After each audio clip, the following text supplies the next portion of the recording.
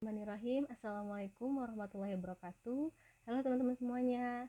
Hari ini konten pertama aku mau bahas tentang mengenal namanya infeksi gigi dan cara mengatasinya. Oke guys, kalian tahu nggak sih sebenarnya infeksi gigi itu apa?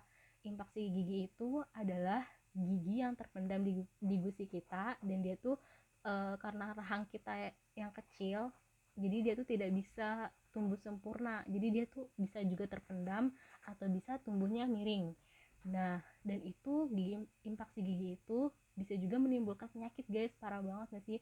Karena aku pengalaman punya infeksi gigi yang di sebelah sini juga ada sih, tapi yang baru bermasalah yang ini dua gigi infeksi, dan alhamdulillah sudah aku tanganin, udah diatasinya itu dengan cara dicabut sama dokter gigi.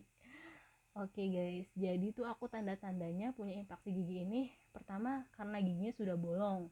Nah, udah bolong itu udah ditambal, dan itu malah beberapa bulan kemudian itu dia tuh kayak masih memunculkan sakit gigi. Nah kan bingung kan, kata dokternya itu udah nggak bisa dibuat tambal lagi nih, jadi harus konsultasi dulu ke dokter saraf gigi atau ronsen gigi dulu. Akhirnya aku melaksanakan ronsen gigi di salah satu rumah sakit terdekat, di rumah sakit UIN. Dan ini hasil ronsen gigi aku guys, ternyata ada infeksi gigi yang harus bener-bener diatasi sama dokter. Nih guys, kalian lihat tuh yang miring itu ya guys, tuh yang tumbuhnya miring dan tidak sempurna. Parah banget kan guys. Dan itu tuh aku bener-bener sampai deg-degan banget cara ngatasinnya, karena bener-bener ya harus mau gak mau harus dicabut atau ditangani sama dokter yang ahlinya, karena udah gak bisa ditambal lagi. Dan mau gak mau aku konsultasi lagi, dan untuk pengajuan cabut gigi infeksi yang ini, yang pertama yang udah deket bolong itu. Dan akhirnya aku memberanikan diri sampai searching sakit gak sih sebenarnya untuk cabut infeksi gigi ini. Ternyata ya begitulah guys, sakit, deg-degan, dan bener-bener harus punya mental berani. Kalau kita tuh udah niat mau sembuh ya harus mau gak mau harus berani. Karena kan kalau kita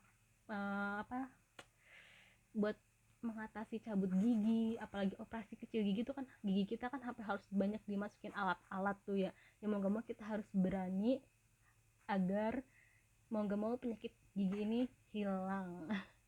Oke guys, jadi itu pengalaman gigi infeksi aku ya guys. Nah, kalian sebenarnya sih katanya ada juga orang yang mempunyai gigi bungsu yang tumbuhnya terakhir, tapi dia itu bisa tumbuh sempurna, tapi tergantung sesuai rahang kita ya guys. Oke, terus apalagi ya guys. Nah, infeksi gigi itu tadi tuh penyebabnya, kalau aku sih kasih tau dokter, karena rahang aku terlalu kecil, jadi dia nggak bisa tumbuh sempurna. Kemudian ya jadi itu karena nggak tumbuh sempurna, dia tuh tumbuhnya miring, dan dia tuh ngedorong gigi sebelahnya, ya jadi gigi sebelah aku rusak sampai bolong. Padahal ya gitu dah, aku karena suka makan yang panas terus langsung minum es, tapi sekarang udah enggak lagi. Harus kalau misalnya kita makan yang hangat-hangat atau yang panas, minumnya tetap yang air biasa aja biar nggak merusak gigi ya guys, penyebab gigi berlubang. Oke, terus apalagi nih ya, oh ya, gejala infeksi gigi itu yang pertama aku kemarin itu gigi munculnya miring ya kan, tadi yang sesuai dengan hasil ronsen aku. Terus yang kedua nyeri pada rahang. Nyeri sih aku enggak, cuman sakit gigi aja yang bener-bener nggak bisa ditahan, sampai migrain, sakit kepala, udah sampai kepala belakang, sampai sakit punggung, sampai leher juga sakit leher. Terus juga kelenjar leher membengkak. Iya sih pernah di sini dulu tapi pas udah ke puskesmas minum obat sembuh juga sih alhamdulillahnya. Nah ya mau gak mau itu guys, kalau kalian punya infeksi gigi yang tumbuhnya miring, terus udah menimbulkan kayak penyakit sakit kepala, terus sampai sakit leher, sampai sakit punggung, itu bener-bener harus ditindaklanjuti ke dokter ya guys. Dan biayanya sih ya kalau misalnya tidak pakai BPJS ya lumayan mahal.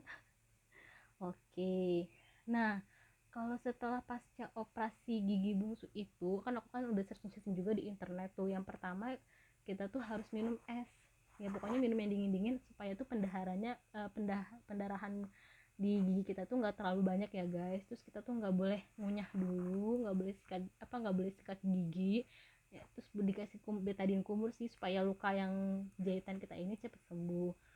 Itu tuh hampir berapa mingguan ya aku nggak makan, itu bener-bener sampai tirus banget pipinya. Nanti kayaknya sih ada fotonya nggak ya, bentar aku cari dulu ya fotonya ada apa enggak. Dan itu bener-bener seminggu lebihan lah aku tuh bener-bener gak makan nasi, yang bener-bener gak makan, yang bener-bener karena gak bisa ngunyah, dan itu masih bengkak sebelah. Dan awal sih aku sampai searching sih, kita tuh nggak boleh panik setelah kita operasi gigi bungsu itu pasti kan kata gigi besar sebelah kan, sampai ada yang miring gitu. Aku juga tapi nggak terlalu besar, maksudnya nggak terlalu beda banget sih alhamdulillahnya, karena pas setelah tindakan itu aku langsung kompres pakai air es dan bener aku bawa istirahat, terus minum obatnya bener-bener teratur. Dan ya alhamdulillahnya ya nggak lama, cuman ya itu kita harus bener-bener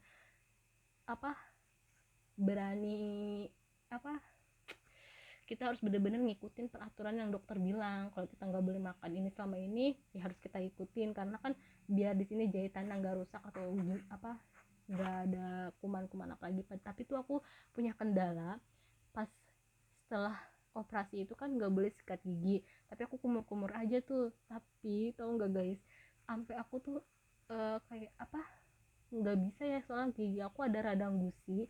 Jadi mau nggak mau aku tuh harus ya bener-bener sikat gigi. Tapi akhirnya aku hari keberapa memberanikan diri untuk berkumur pakai betadine kumur, karena udah nggak tahan lah, walaupun kita nggak makan cuma minum obat, pasti kan bakteri-bakteri gigi kan pasti kan nempel kan. Jadi aku hanya memberanikan diri berkumur pakai betadine kumur. Dan setelah itu kalau misalnya mau sikat gigi boleh, tapi sikat gigi yang kecil, karena kan kita kan nggak boleh mangap gede-gede tuh ya kan, karena kan masih jahitannya masih kenceng ya. Jadi itulah guys.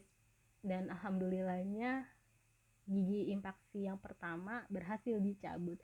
Tapi guys, tahun kemudian enggak tahun kemudian beberapa bulan ya, itu tuh muncul lagi impaksi gigi aku, dan itu harus juga dicabut. Tapi karena ada pengalaman yang pertama aku nggak terlalu takut deh ya. Jadi itu ya guys, pentingnya merawat kebersihan gigi kita.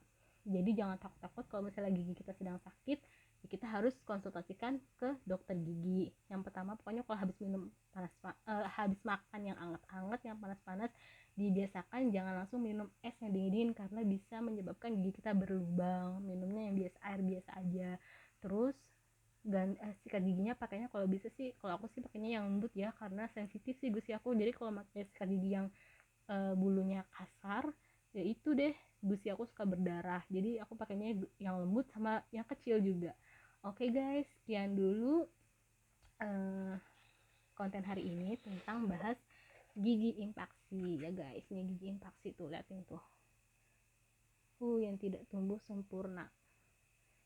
Dan kalau sudah menimbulkan penyakit, jangan lupa langsung konsultasikan ke dokter ya guys. Jangan takut ke dokter gigi.